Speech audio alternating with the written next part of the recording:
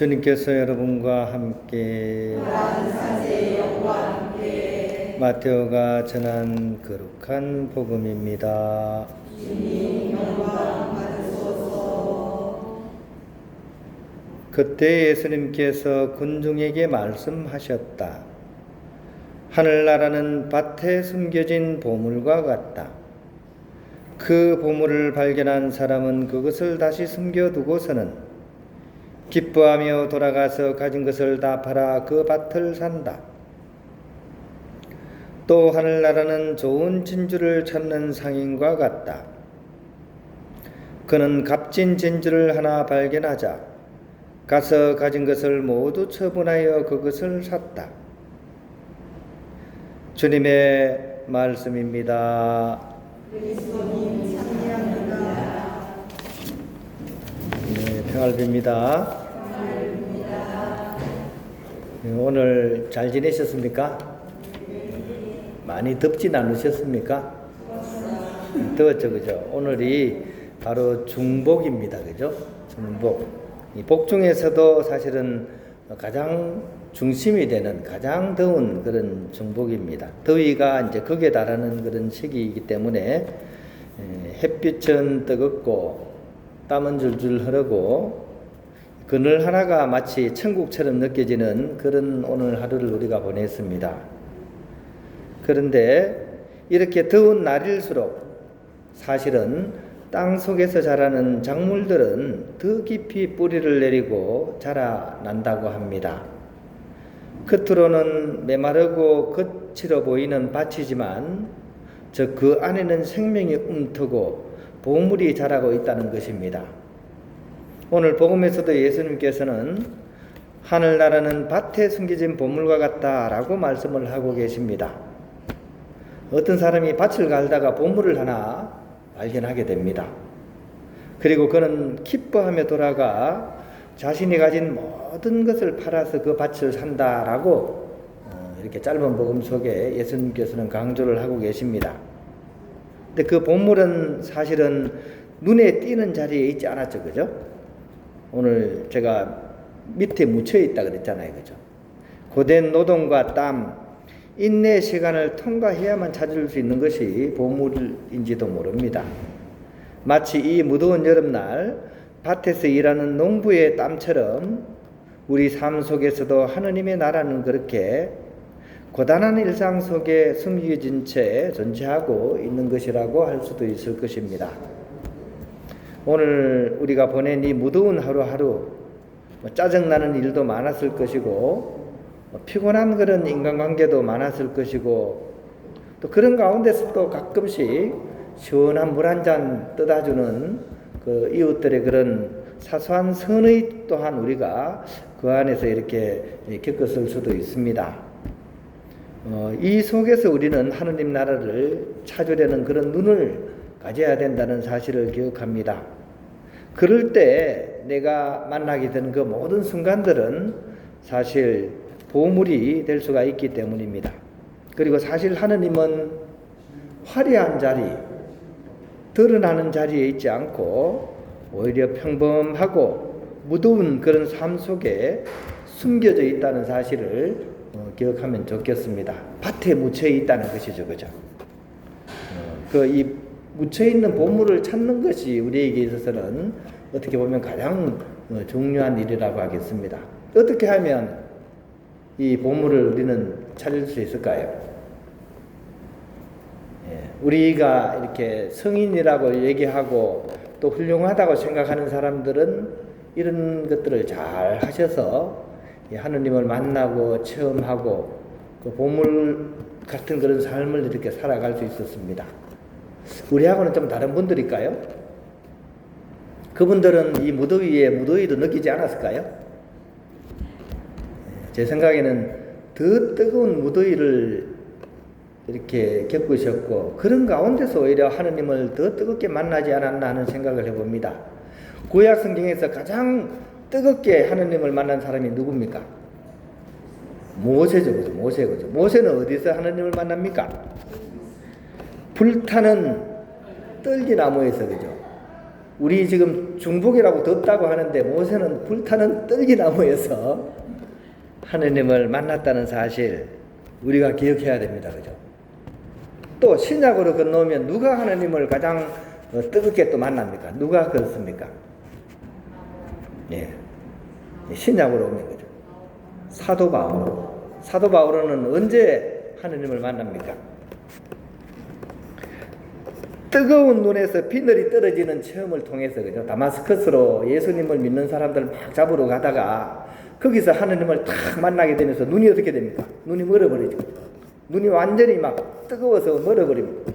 근데 이 눈에서 비늘이 탁 떨어질 때 그 뜨거운 눈에서 비늘이 떨어지면서 결국 하느님을 체험합니다. 우리 중복 뜨겁다는 건 말도 아닙니다. 또 누가 이런 중복더위 가운데서 하느님을 체험했습니까? 우리 아치시 프란체스코 성당이잖아요. 그죠? 아치시 성 프란체스코는 언제 하느님을 가장 뜨겁게 체험합니까? 예? 뭔가 잘 될 때 그때 체험했을까요? 아시시 성 프란체스코는 불타는 오상 한가운데서 하느님을 온전히 체험을 합니다. 이분이 왜 이렇게 오상 받는 때까지 갔냐 하면 평생을 바쳐가지고 막 이렇게 수도생활을 했는데 처음에는 형제들이 다 이렇게 따라왔는데 나중에 되니까 형제들이 이제 서서히 이렇게 처음의 정신에서 멀어지는 거예요. 이분이 여기서 굉장히 큰 환멸을 느끼고 절망을 느낍니다. 그래서 굉장히 마음이 아프셨고 마지막 순간에 이제 자신의 모든 걸 바쳐서 이제 하느님께 이제 토라하기 위해서 라베르나 산으로 올라갑니다. 거기 가가지고 40조야를 단식하시면서 그죠? 그렇게 기도를 하시면서 바로 이 손과 발에 구멍이 나고 그죠? 어떤 그런 이 극심한 고통 중에 바로 하느님을 깊이 체험을 이렇게 하게 됩니다. 그죠? 우리 오늘 중복 뜨거운 거는 뜨거운 것도 아니라니까요. 지금 에어컨 켜고 있잖아요. 우리는 그죠? 아무리 중복이라도 우리는 에어컨도 켜고 막 다 시원합니다. 그죠? 근데 이 성인들은 어떻게 합니까? 그 뜨거운 가운데서 오히려 하느님을 깊이 체험했습니다. 그 비결이 뭘까요? 이게 오늘 우리가 이 미사를 통해서 우리가 꼭 기억해야 될 것입니다. 어떤 것을 통해서 이분들은 그런 가운데서 하느님 체험으로 깊이 들어갈 수 있었을까요? 어떻게 해서 그 가운데서 성령을 뜨겁게 받았을까요? 예? 어떻게 체험을? 어떻게? 몸으로 체험하는데 어떻게 몸으로 체험을 했습니까? 어느 속에 비결이 있습니다. 하느님을 체험하는 것을 뭐라 그럽니까? 하느님을 체험하는 단어가 뭡니까? 엑스타시라는 단어 들어보셨어요? 엑스타시가 뭡니까? 우리가 뭔가 강렬한 내적인 체험을 할 때 엑스타시의 체험을 한다 그러잖아요. 그죠? 단어의 뜻이 뭡니까? X가 뭐고? 일단 X. X는 바깥이라는 뜻이에요. 스타시는 서 있다 이런 뜻입니다. 그러니까 엑스타시는 뭡니까? 바깥에 서 있는 거예요. 이게 무슨 얘기입니까? 바깥에 서 있는 거예요. 지금 더워 죽겠죠, 그죠? 중복이라 더워 죽겠습니다. 우리는 대부분 일대 어디에 서 있습니까? 더위 한가운데 서 있어요. 더위 가운데 쏙 들어갑니다. 그리고 덥다고 죽겠다고 그럽니다. 그러면 엑스타시는 뭡니까? 그 안에 빠져들지 않고 어떻게? 바깥에 서 있는 거예요. 무엇을 가지고? 믿음과 희망과 사랑을 가지고서 바깥에 서 있는 거예요. 이게 성인과 우리의 차이점입니다. 우리는 힘들고 어려운 일, 뜨거운 일을 만나면 그 안에 빠져들은 헤어나올 줄 모릅니다. 그래서 덥고 힘들고 짜증나고 미워 죽겠고 그런 사람은 결코 엑스타시 할 수 없습니다. 한 발 물러서야 됩니다. 믿음을 가지고 지금 힘들고 어렵지만 이 땅속에서 뭐가 자란다 그랬습니까? 이 뜨거운 여름에 땅속에서 뭐가 자란다 그랬습니까? 제가 말씀드렸죠, 그죠? 작물들은 더 깊이 뿌리를 내리고 자라나고 그죠? 겉으로는 겉으로 보이지만 이 안에서 생명이 움트고 보물이 자라고 있다는 사실을 어떻게 믿는 겁니다. 믿음이 있기 때문에 빨려들지 않고 바깥에 설 수 있는 거예요. 믿음이 있기 때문에. 또 어떤 겁니까? 바라는 마음이죠. 바라는 마음. 어떤 바라는 마음입니까? 내 탐욕을 막 채우고 싶은 그런 마음이 아니라 어린아이의 맑고 깨끗하고 순수한 마음으로서 주님을 바라보는 마음. 이런 마음이 있는 사람만이 엑스타시를 할 수 있는 겁니다. 또 뭡니까? 밥이 다 되길 기다리는 마음이 아니라, 그죠? 밥이 되려면 어떻게 해야 됩니까? 물이 끓어야 밥이 될 거 아니에요, 그죠? 물이 끓으려면 몇 도가 돼야 됩니까?